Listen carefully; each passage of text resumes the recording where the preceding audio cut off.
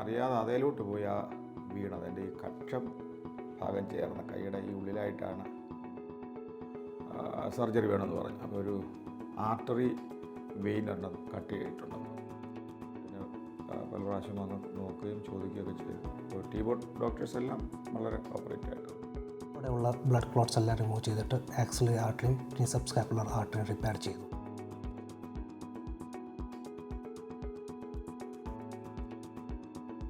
ബുധനാഴ്ച 6:00 എൻ്റെ വീടിൻ്റെ ഒരു കോറിഡോറുണ്ട് ബൈക്കിലോട്ട്. അപ്പോൾ അവിടോട്ട് ഞാൻ വലിയ മഴ സമയത്ത് മഴ തൂട്ടിരുന്ന് ഒരു പണി നടന്നുകൊണ്ടിരിക്കുക. അപ്പോൾ അതെങ്ങനെ ഉണ്ടെന്ന് അറിയാൻ വേണ്ടി നോക്കാനായിട്ട് അങ്ങോട്ട് പോയപ്പോൾ വിറക് കൂട്ടിയിട്ടുണ്ട്. ആ വിറകെ തട്ടി ഞാൻ മുന്നോട്ട് വീണപ്പം തേങ്ങ പൊതിക്കുന്ന പാര അവിടെ വിരിക്കുകയായിരുന്നു സ്റ്റാൻഡോട് കൂടി.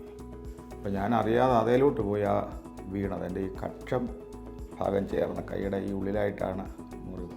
അപ്പോൾ എന്തോ സംഭവിച്ചതുപോലെ എനിക്കത് ആദ്യം പിടികിട്ടില്ല. ഞാൻ നോക്കിയപ്പോൾ ഇങ്ങനെ ചോര ഇങ്ങനെ ഫ്ലോ ചെയ്യുകയാണ്.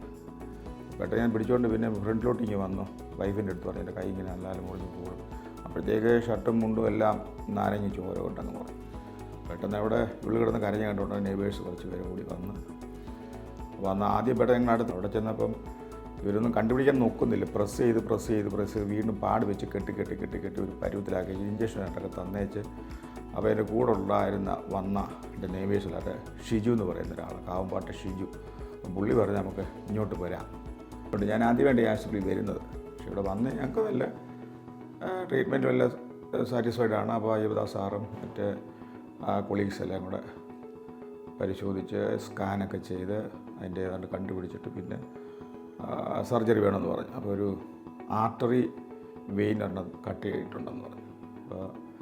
അപ്പോൾ അതിന് വേണ്ടി അവർ ട്രീറ്റ് ചെയ്തു.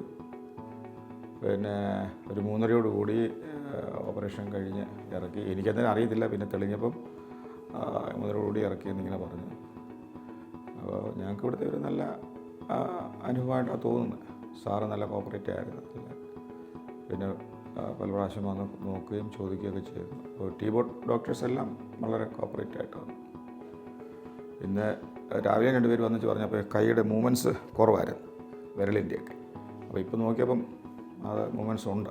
അങ്ങനെയാണെങ്കിൽ ചിലപ്പോൾ ഈ ഡ്രെയിനേജിൻ്റെ ലെവലിലൂടെ നോക്കിയിട്ട് ചിലപ്പോൾ ഒരു പക്ഷേ നാളെ പോകാം, ഡിസ്ചാർജ് ചെയ്യാമെന്ന്. ഹായ്, എൻ്റെ പേര് doctor Ayyappadas, consultant cardiothoracic and vascular surgery, doctor KM Cherian institute of medical science, Chengannur. ഈ പേഷ്യൻറ്റ് നമുക്കൊരു റെഫേർഡ് കേസായിട്ടാണ് വന്നത്. റെഫറൻസിൽ സസ്പെക്റ്റഡ് ആക്സിലറി ആർട്ടറി ഇഞ്ചുറി എന്നാണ് പറഞ്ഞത്. ഈ പേഷ്യൻറ്റ് നമ്മൾ അക്സെപ്റ്റ് ചെയ്തു. ഈ പേഷ്യൻറ്റ് എമർജൻസി റൂമിൽ വന്നപ്പോൾ തന്നെ നമ്മൾ ഇമ്മീഡിയറ്റ് ആയിട്ട് CT പെരിഫറൽ ആൻജിയോ ചെയ്തു.